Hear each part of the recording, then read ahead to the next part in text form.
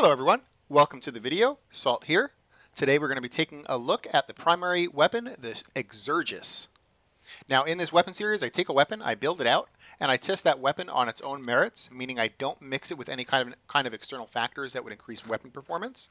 That would be things like Warframe abilities, pets putting statuses on enemies, things like that. I just test the weapon built out by itself, and I let the viewers make their own intelligent conclusions about adding those external things.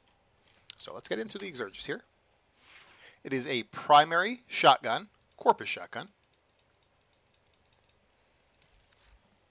So interesting things about the Exergis is that it's going to start with innate radiation, so you don't even have to put radiation on the weapon, you just get it for free.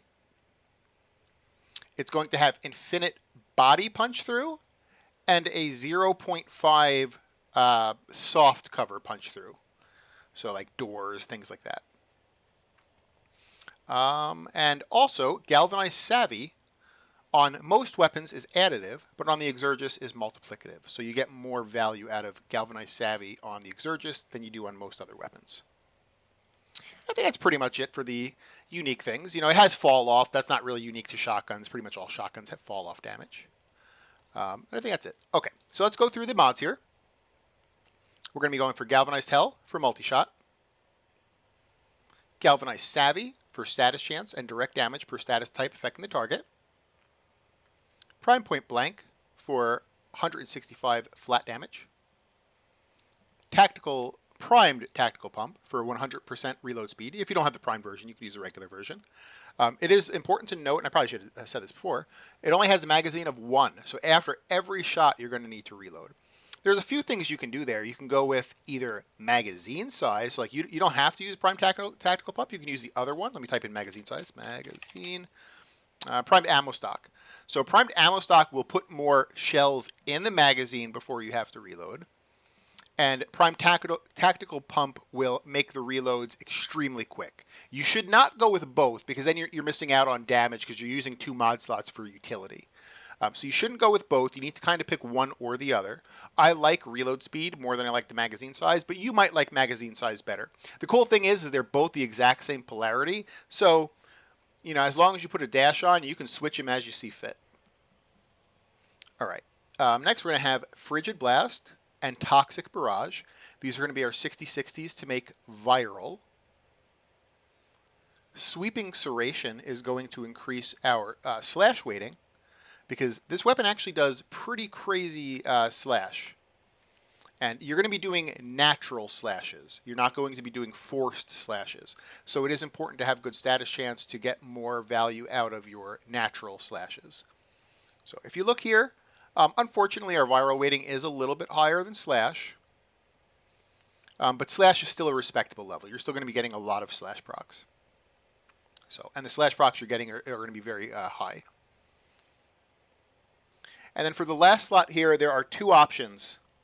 Well, technically there's 3 options, but there's a few options, and out of all of the testing I did, I could not figure out which one was the best. They were like almost identical. So I'm going to basically say it's up to you. And I'll explain the pros and cons of all of them. So the first one is Vigilante Armaments. 60% multi-shot. 60% multi-shot translates into 1.8 more bullets or shells, pellets, whatever you want to call them, that the Exergis fires. So 1.8 means that it's always going to shoot 1 more pellet and an 80% chance to shoot a second more pellet. That's good. You know, you can possibly get more slash procs. You can get more viral procs out of that. So multi-shot is great. Okay, let's go over the other option that was pretty much identical in this slot, and that's going to be Blaze.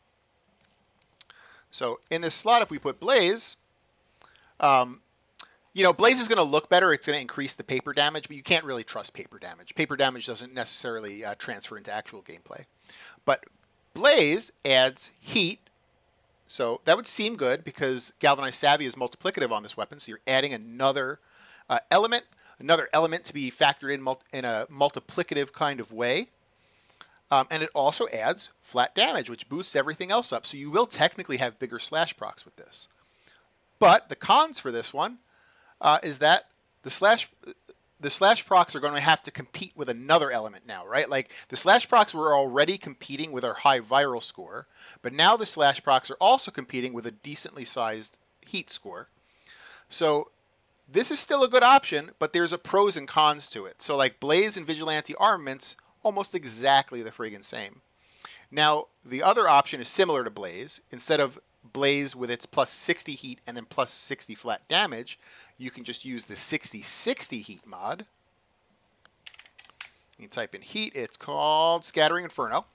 So Scattering Inferno is similar to Blaze, where it adds another element, heat of course, onto your element chart, which makes Galvanized Savvy work a little bit better because it's multiplicative. But the same issue where now your slash is competing to be produced with heat. It's a little bit better because you get more status chance out of here. So there's more chance to produce more statuses. But it's still not perfect. You know, there's pros and cons to all three of these things. I personally will probably go with Vigilante armaments. But like with the testing, so I'm Legend 4, so I can pull up the big 225 Grineer Exo Ghost Dags. I always test on the biggest dudes in the Simulacrum. And testing on the biggest dudes, I still could not really tell the difference between these three.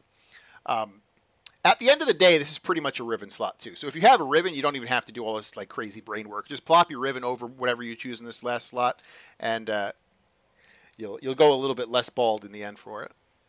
So, okay.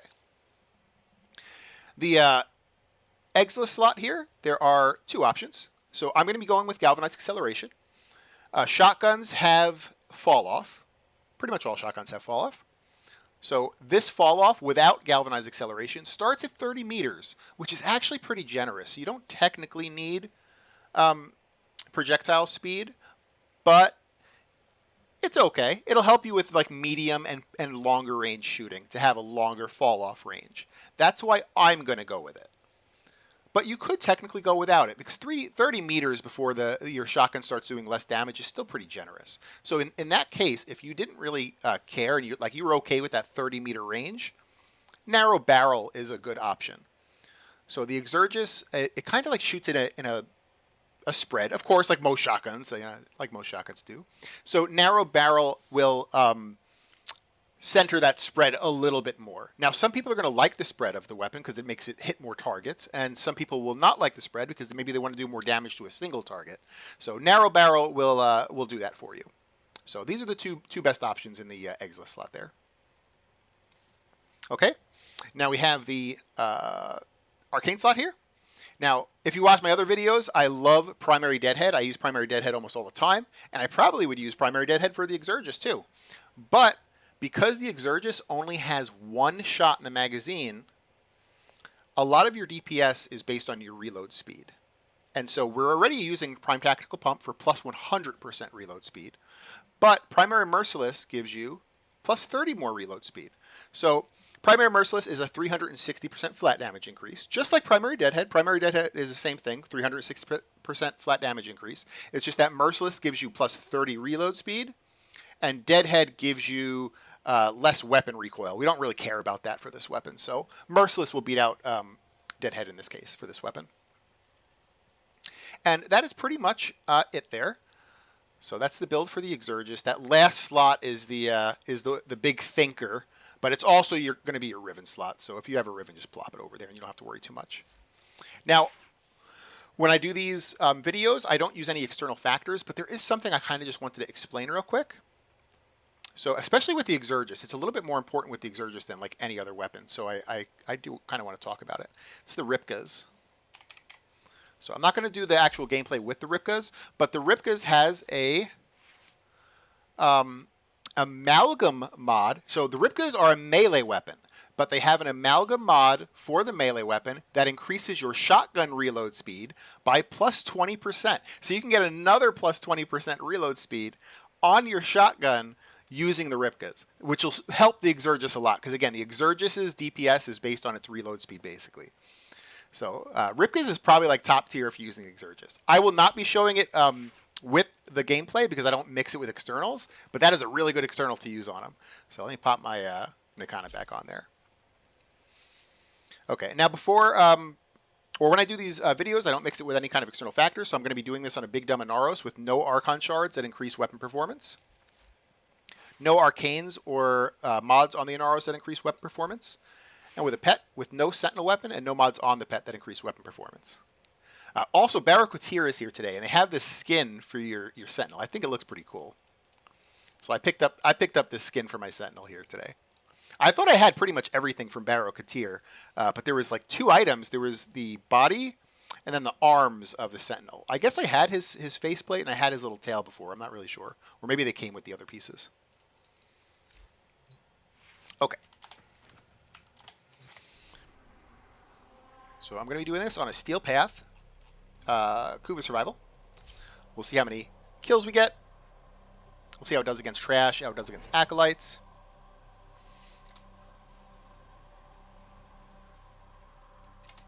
Once in a while in the video, you're going to be seeing me press my 3 button.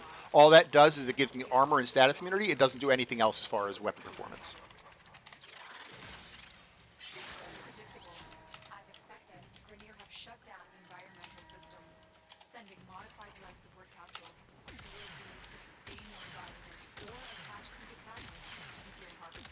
So you're going to have to get your conditionals up. So we're going to get our stacks of Merciless up here.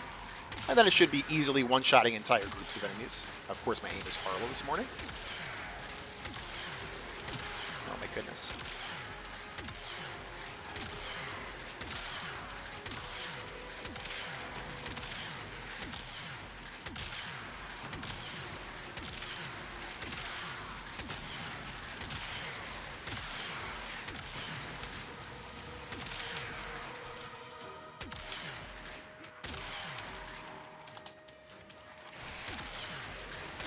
Now, something else about the Exergis, and I kind of need help when this goes on YouTube in the comments section. Maybe people can help in the comments, other people, and even myself. So I have heard the Exergis is very, very good with mag, but I'm not a mag player. I mean, my experience on mag is basically leveling her up to 30 and then not touching her again. Not that she's bad, just because she's never one that I've really built out before. So if people have experience on mag and the Exergis, please let me know in the comments, and let me know on mag specifically if you would build it out differently. Because this is the build for the maximum DPS for the Exergis, but I don't know if it would need to use something different to interact with mag's bubble. Like maybe there is a better mod to interact with mag's bubble. And similarly, probably Zada's Whisper as well, because Zada's Whisper, the subsume from Zaku, it kind of acts like a mini mag bubble, so that might also possibly be good with the Exergis. Again, I'm not really sure. Zaku and Mag are Warframes that I basically just leveled to 30 and then didn't touch again.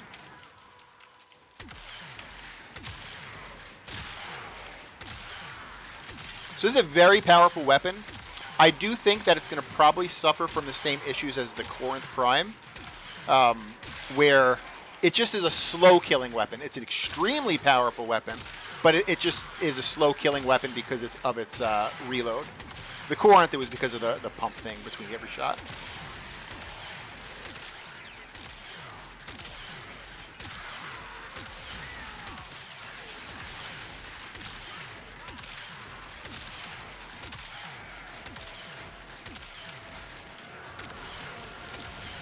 So any weapon that has punch through, you're going to want to try to fight in linear areas like hallways.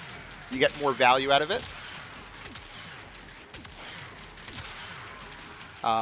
I try to kind of mix it up. I'll try to do like 5 minutes of this in a hallway and then like 5 minutes of it in like a little bit of a larger like open area. Just so I'm not like inflating my kill numbers.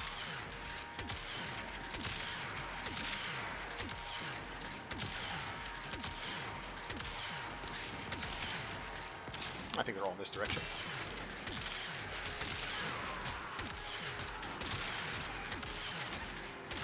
The other thing, if you notice, we didn't go with any kind of crit on this weapon.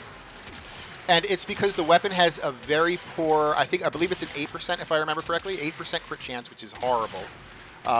You know, even if you put the 200% crit mod on it, it's 200% of 8%. So that's 16%, which is still garbage.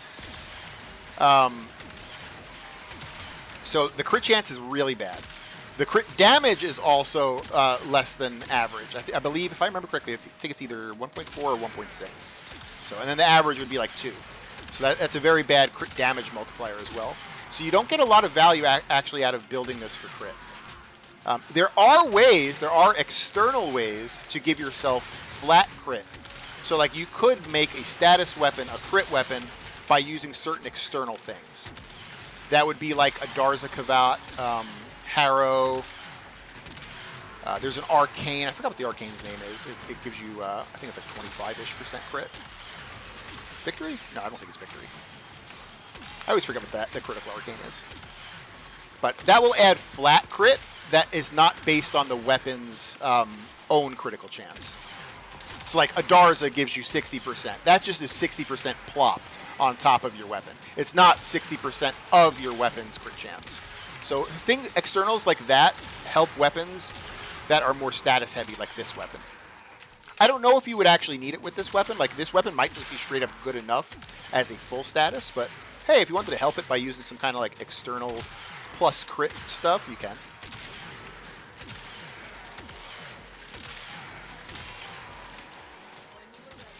Alright, so we're at 5 minutes here. We haven't gotten an Acolyte yet.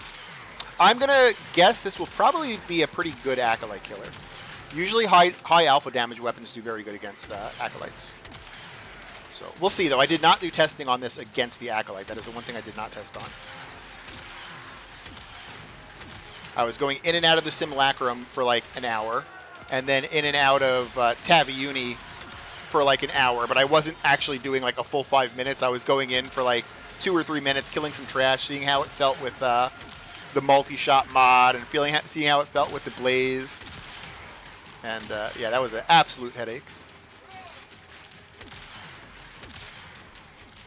All right, here comes the Acolyte. I think this will be pretty good against the Acolyte.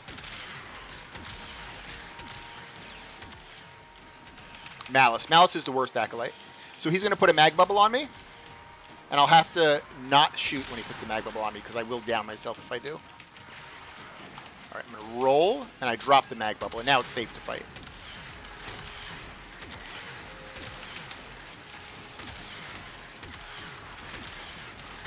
All right, this is so far doing less damage than I thought it was going to do. Maybe once we get past his shields, it'll be a bit better.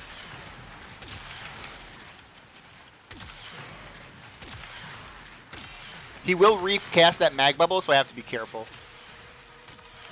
I also need to hit a life support before I forget it. Hey, Colonel, how are you doing today?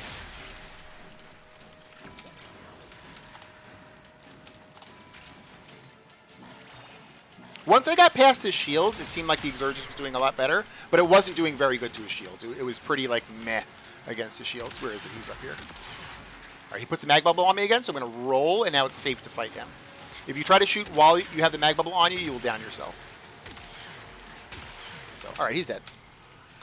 It was pretty okay against the Acolyte. It was worse than I thought it was going to be, but it wasn't horrible. It wasn't horrible, but it wasn't as good as I thought it might be.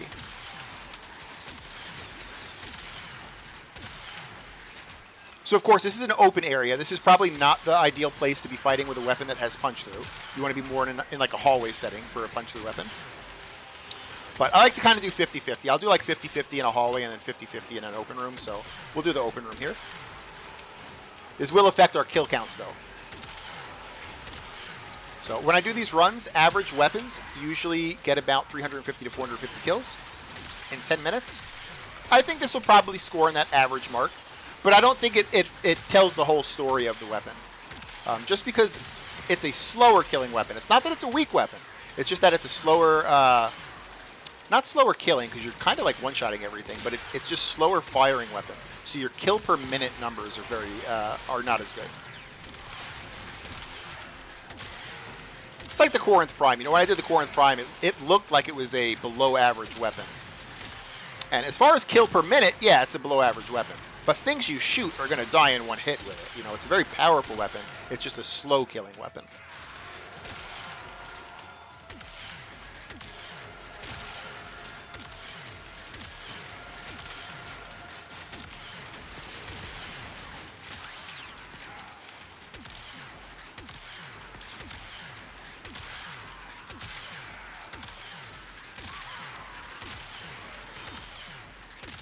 probably take this Kuva Guardian out finally. He's been living his best life for a while.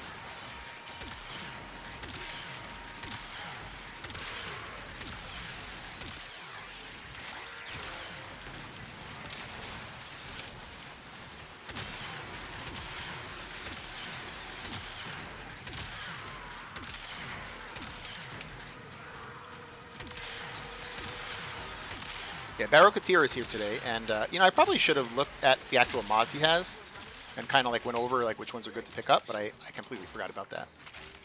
I have everything from Barrow-Katir, so I don't really look at the mods too much. I look to see if they've added like any new cosmetics, and like I said, I didn't have the little Sentinel cosmetics that he had there today, so I don't know if they're new or maybe they were just ones that I didn't pick up.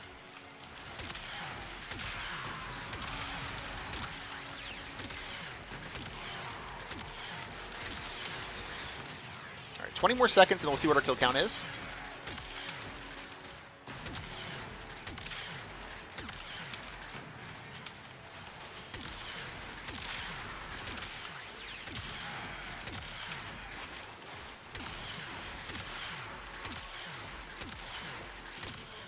All right, 10 minutes. We're at 548 kills, which is actually above average. That's over the average mark. And we fought half of it in this room, which is not a good room for a punch-through weapon. So that's actually pretty impressive. That's way better than I thought it was going to do. I thought it was going to look average, but, you know, of course, it wouldn't tell the whole story because it's a slow weapon. I think it's this way. I wish they would fix the markers. I don't know where extraction is.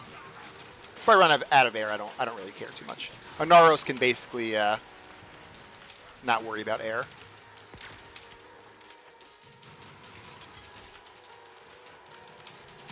Yeah, 548. That's super good. That is well above average, especially that half of it was in a really bad area for the Exergis to be fighting. And it's the Exergis itself, which should be a slower kill per minute weapon. So not too bad at all. I think this is a weapon that I feel like a lot of people kind of sleep on. I think if you're a mag player, you probably know about this weapon already. But if you're not a mag player, I think a lot of people sleep on the Exergis, and it's actually pretty good.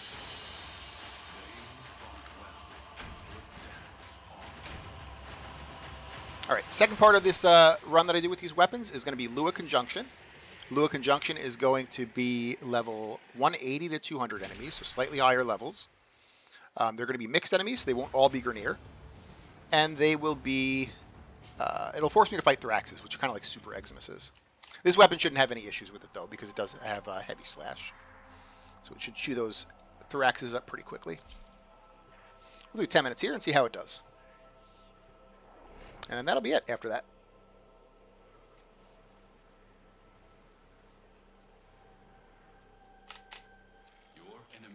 Alrighty. It always starts with these two stupid Trackmasters in the front, so let me finish these guys real quick. So once in a while, you're going to see me press my 3 button, just like the last mission. All that does is give me armor and status immunity, and that's the only thing I'll be pressing.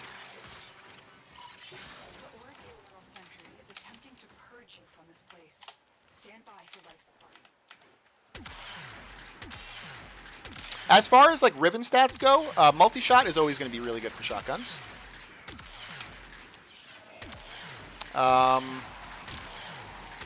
For this weapon, not crit chance and crit damage. Like normally, multi-shot, crit chance, crit damage is like the God Roll Riven. For this weapon, it's not because it has a poor crit chance and crit damage value. Multi-shot is still a God Rolled stat. The other really good stats, though, that you could get on a Riven for this, probably flat damage, weirdly, would be a really good stat. So flat damage, number 1 is multi-shot. Number 2, probably flat damage. Maybe even reload speed. Maybe reload speed would be one of the God Rolled stats on this. Because reload speed is basically like what is blocking you for your DPS. Yeah, maybe multi-shot, flat damage, and reload speed. That's what I would say. That's my final answer. There's some other good stats too, like status chance would be good on here.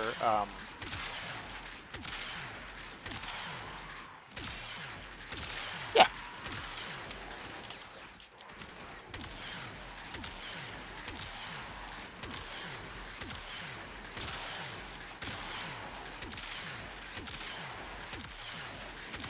Now, on Lua Conjunction, you expect to get about 50 to 100 less kills than you did on Kuva Survival, just because you spend more time fighting bigger dudes with the Thraxes, and the enemies and the spawns for Lua are sometimes a little bit wonky.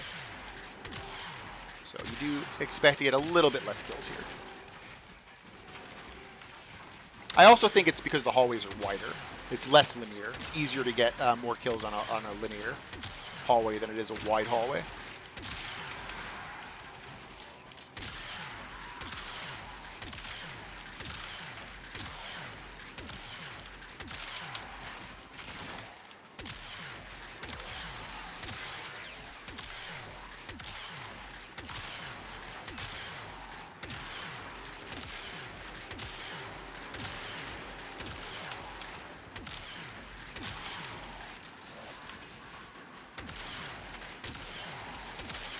I was going to say, these guys are all corrupted, so they shouldn't be fighting each other. But the Exergis does have radiation, so I guess I can't say that on this run.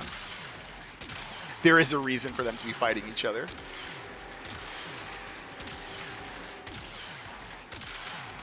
Putting radiation on all these guys.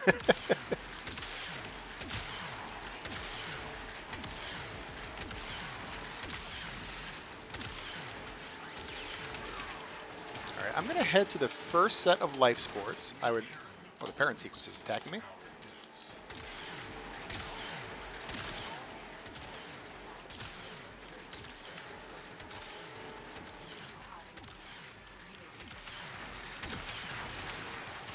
Oh, there they are. I was like, where's all the parent sequence guys? They're down below there. They're coming up. All the Exmuses. And it's the most annoying Exmuses, too. It's the ones with the little shields on them.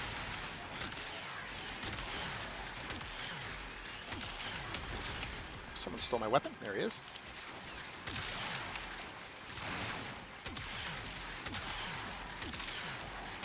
Yep, this is a shotgun. This is a Corpus shotgun. If I remember correctly, I think it's from the dojo. I think it's from the Corpus lab in the dojo. It's actually really good. It has some crazy synergies with mag that personally I can't really explain because I'm not a mag player. And I've actually asked people if they are a mag player. Make sure you let me know in the comments. For other people, and even for myself, because I would love to know what its interactions are with mag. It's probably just because it's an infinite punch-through weapon. Like, most infinite punch-through weapons I've heard are good on mag. But I wonder if there's another reason why it's very good on mag. And if it needs to be built out differently for mag specifically. You know, or do you just build it out for max DPS like I'm doing? Or is there another stat that is maybe needed for mag?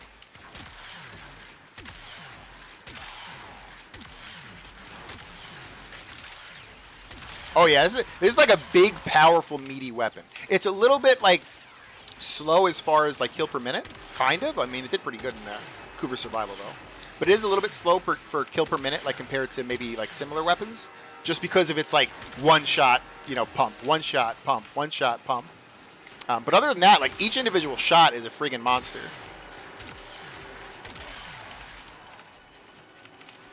Let me hit this up here, and we're gonna get Thraxes.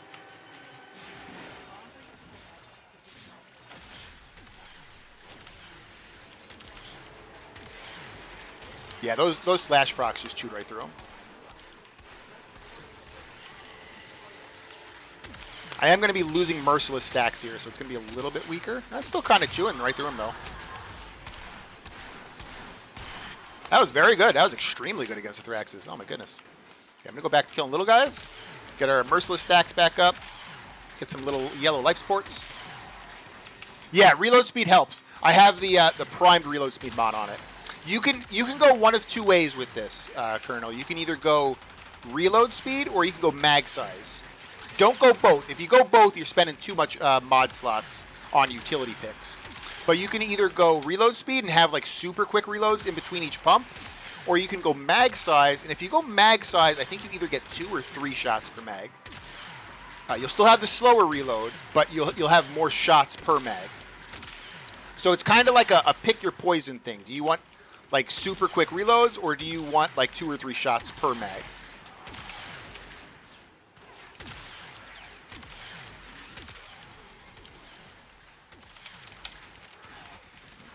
got Acolyte coming. I'm going to try to run to those life sports and probably hit both of them. Oh, Malice again. They always give me Malice. He's like the worst one. He put the mag bubble on me. You just got to roll. I don't know if you can see it. It's like light green.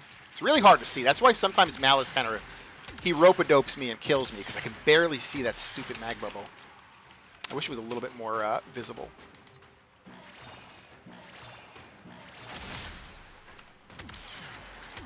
My Merciless stacks are pretty much non-existent now, so it's going to be a little bit weaker. And we have to get through this guy's shield. If we can get some trash coming, I can get my Merciless stacks back up.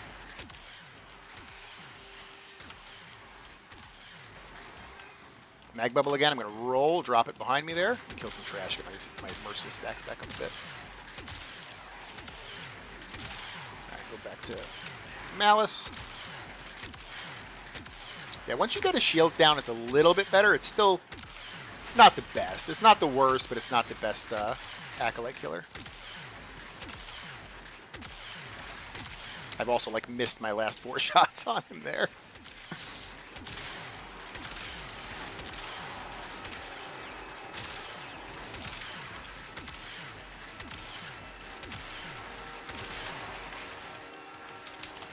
I'm gonna hit this one life sport, and we're getting close to the end. We're getting close to that 10-minute mark there. Got about 2 minutes, 20 seconds left.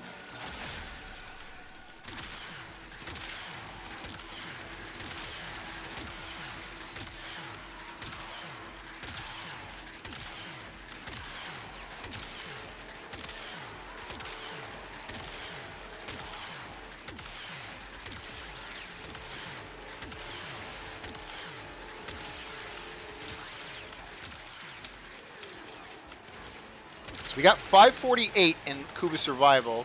So because this is Lua Conjunction, we're kind of looking at like 448 is our mark. We're hoping to get 448 or possibly higher, because you're usually expecting to get about 100 less kills.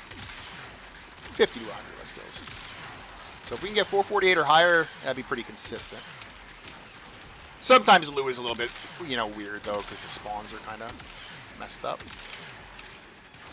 How would it do on Netracell? I think it would be pretty good on Netracell. You might have to mod it out for corrosive. Could you do it corrosive though? Because it has radiation. I think you could still do corrosive. Yeah. I think you still could. So with this build here, you would just flip the viral into corrosive instead, and then it would be fine for Netracells. Viral's okay for whispers. So enemies are resistant to viral slash, which this weapon is viral slash, so that kind of sucks. But the viral proc itself boosts damage to health. So enemies are resistant to viral, but you still get the boosted health damage. So like in the end, it's kind of like net neutral. You would be better off with corrosive in whispers. So you want to flip the viral into corrosive. It would still be corrosive slash, which, there's still resistance to slash, but it would do better than viral slash. If you wanted to be lazy, though, you could just keep viral on, and it wouldn't be horrible. You still get the boosted health damage from viral.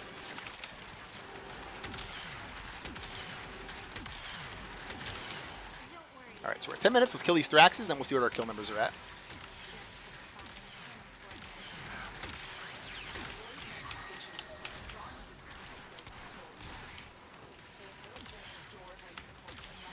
I don't know how that guy got stripped. Oh, maybe enemies were shooting at him. Maybe enemies had like rad procs and they were shooting at him and stripped him. Somehow. I don't know. Okay. So we're at 428. That's about what I was... That's a little bit less than... or a little bit more than 100 kills less. But it's about consistent. So let's head to Extraction here. Oh, yeah. That's another one. Yeah, Citrine and her... That's right, because with Citrine, her little crystals... I don't play Citrine either, but I think when she does that ability, if you shoot your crystals, you just get like auto red crits on things. So because this is a very status-heavy weapon, and it sucks at criticals, you can get basically free red crits with Citrine. That's really friggin' good. So you could have a heavy status weapon with the Exergis and still bank on red crits with Citrine. That's a pretty damn good combo right there.